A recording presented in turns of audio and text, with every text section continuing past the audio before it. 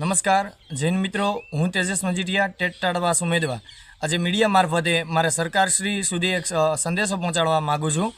કે આવતીકાલે 25 સપ્ટેમ્બર 2024નો દિવસ હોય અને એ દિવસ એટલે સરકારશ્રી અને શિક્ષણ મંત્રી દ્વારા જે આપેલા વાયદાઓ અને વચન એના ઉપર ખરા ઉતરવાનો દિવસ હોય તો મીડિયા મારફતે ગુજરાતના મુખ્યમંત્રીશ્રી અને શિક્ષણ મંત્રીશ્રી સાહેબને એટલું જ હું કહેવા માગું છું કે આવતીકાલે 25 સપ્ટેમ્બર થવાની હોય તો 25 સપ્ટેમ્બરે યાદ છે ને સાહેબ એ દિવસ કે ઉચ્ચતર માધ્યમિકના ફોર્મ ભરવાની વાત થયેલી છે।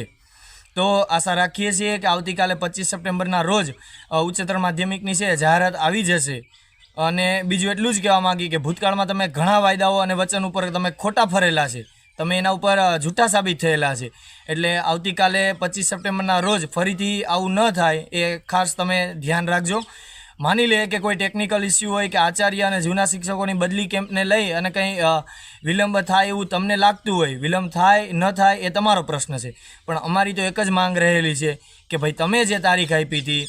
એક નવે તો તમે પૂરી કરી નહીં। હવે તમે કીધું હતું કે 25 સપ્ટેમ્બરે કરીશું, તો એ 25 સપ્ટેમ્બરે અમારું છે એ ફોર્મ ભરવા માટેની જાહેરાત છે એ ન્યૂઝપેપર અને પોર્ટલ ઉપર બંને જગ્યાએ આવી જવી જોઈએ। એટલે એટલી જ આશા રાખીએ છીએ કે આ વખતે તમે જે વાયદાઓ વચન આપેલા છે એ વાયદાઓ વચન ઉપર તમે ખોટા ના ફરતા।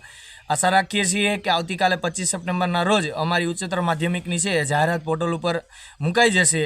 અને જો મૂકવામાં તમે અચૂકપણે કંઈક નહીં ને કંઈક પાછા ફરશો, તમે નહીં મૂકો તો ફરીથી એ જ દિવસો તમારે અને અમારે બંને જોવાના છે। છેલ્લે તો આ જ વસ્તુ થવાની છે કે લોકો છે ન્યાય અધિકાર અને હક માટે છે રસ્તા ઉપર ઉતરશે, તમે પોલીસને આગળ કરીને લોકોને ડિટેન કરી દેશો અને બસ આ જ આખું ચક્ર છે છેલ્લા 1.5 વર્ષથી ચાલી રહ્યું છે। પણ આશા રાખીએ છીએ કે હવે એ પ્રોસેસને અંત આવે અને અમે જે ઉચ્ચતર માધ્યમિકની તમે જે તારીખ આપી છે તો એ તારીખ ઉપર તમે જાહેરાત કાલે કરી દેશો એટલે અમે બધા મિત્રો છે ફોર્મ ભરી શકીએ। તો આવતીકાલે તમારો અને અમારો બધાનો દિવસ સારો થાય એવા કંઈક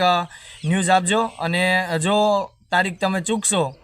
તો પછી આ વખતે તો જોવા જેવી થવાની છે, એટલી વસ્તુ યાદ રાખજો।